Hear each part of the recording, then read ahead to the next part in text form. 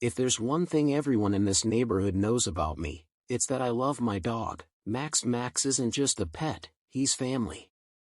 A 10-year-old golden retriever with a tail that could knock over a lamp, and eyes that melted even the grumpiest heart.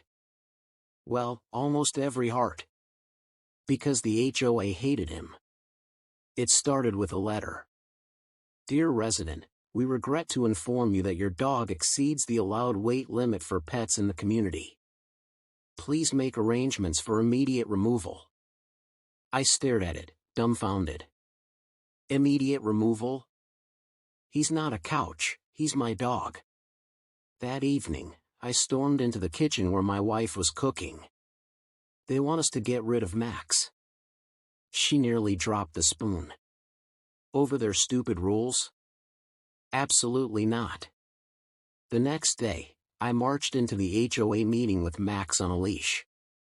He wagged his tail like he owned the place, trotting right up to Karen, the HOA president.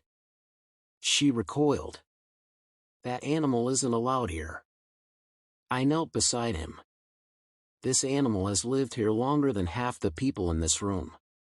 And you're not kicking him out. Karen adjusted her glasses. The HOA bylaws are clear, dogs over 40 pounds are not permitted. It's for the safety of the community.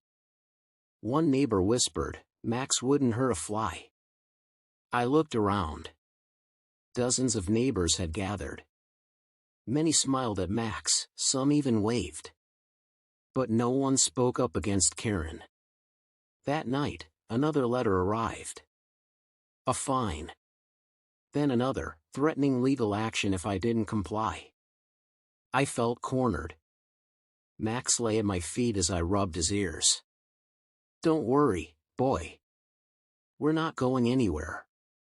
But then the harassment escalated. Karen actually called animal control. Twice. Both times, the officers laughed after meeting Max. One even scratched his head and said, he's friendlier than most people I know. Still, Karen wasn't done. She began spreading rumors, claiming Max barked all night, scared children, even attacked a delivery driver. None of it was true. But the more she lied, the more fines piled up. My daughter Emily, home from college, was furious. Dad, you can't let them win. Everyone in this neighborhood loves Max. Why don't you fight back? I sighed. Fight how? They hold the power. She leaned closer, smirking. Not if you turn the neighbors against them. That's when an idea began forming. At the next HOA meeting, I brought Max again. Karen looked like she was about to explode. This is a violation, she snapped. I raised my hand. Actually, I'm submitting Max as a candidate for HOA president. The room burst into laughter. Karen's jaw dropped. This is no joke, she shrieked. I smiled. Neither is threatening a man's family pet. If you think a dog isn't qualified to lead, I suggest you look at how you've been running things. That night, word spread like wildfire, Max for president. The neighbors were tired of Karen's endless fines and power trips. And Max, sweet, loyal Max, became the symbol of everything the community wanted: kindness, loyalty, and a little joy. Posters appeared on fences. Someone even printed t-shirts with Max's goofy smile. Kids chalked "Vote Max" on the sidewalks. Karen fumed, trying to shut it all down. But the more she tried, the more people rallied around us. By the time the next election came around, the HOA meeting looked less like a board vote and more like a rally. Dozens of neighbors showed up wearing Team Max badges. Karen pounded her gavel. This is absurd. A dog cannot be president. Tom, my neighbor, stood up. Neither can a dictator. We'll take the dog. The room erupted in cheers. And for the first time, Karen looked worried. Because it was clear, Max wasn't just my dog anymore. He was the neighborhood's choice for president. Election day came faster than I expected. I clipped a red bandana around Max's neck, brushed his golden coat until it shone, and walked him proudly to the community center. He trotted beside me like he knew this was important. Inside, Karen stood at the front table, fuming as neighbors poured in wearing Vote Max t-shirts, buttons, even hats.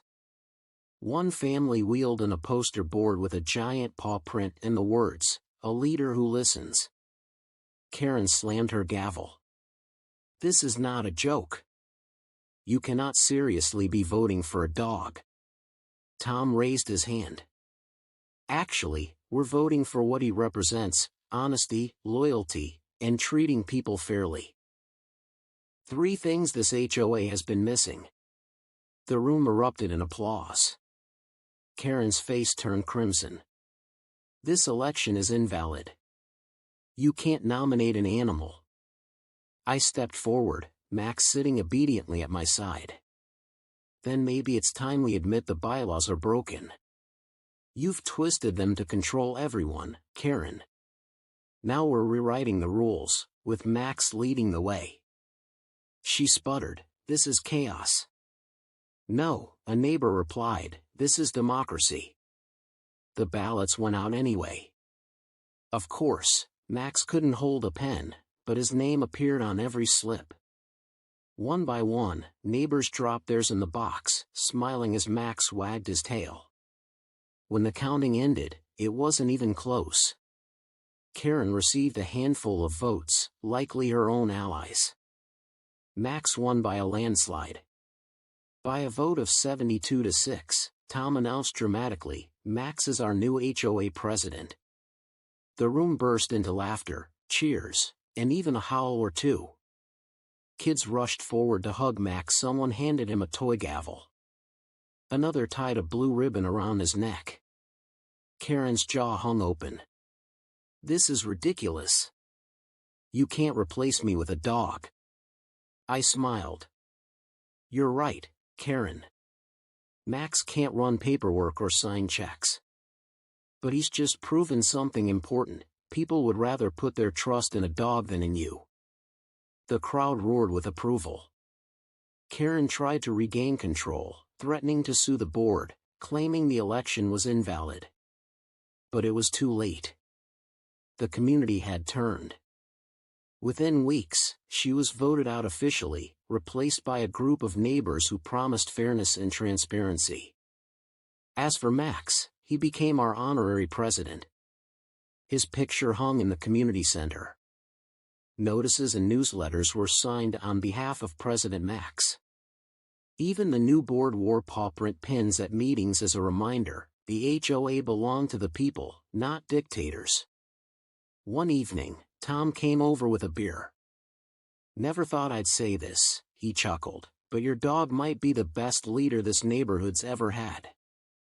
I scratched Max behind the ears. "He leads by example. He never barks at people, never bites, never fines anyone for their grass being an inch too long." Tom laughed. "I wish politicians were more like him." Life slowly returned to normal. No more fines. No more threats. Kids played in the street without Karen yelling. And Max? He enjoyed every second of the attention, treats, belly rubs, and the occasional steak dinner for his presidential service. Looking back, I realized Karen's downfall wasn't just about one man standing up. It was about a whole community waking up. People finally saw through the fear and control. All it took was a golden retriever with a big heart to remind us what leadership really meant. So here's the lesson: bullies may control the rules for a while, but they can't control people forever.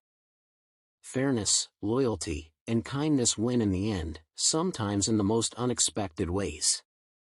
And if you enjoyed hearing how my dog became the first HOA president, make sure to subscribe. I've got more true stories where bullies lose, justice wins, and sometimes even the family pet has the last laugh. Because if Max taught us anything, it's this: sometimes the best leader isn't the one with the gavel, it's the one with the wagging tail.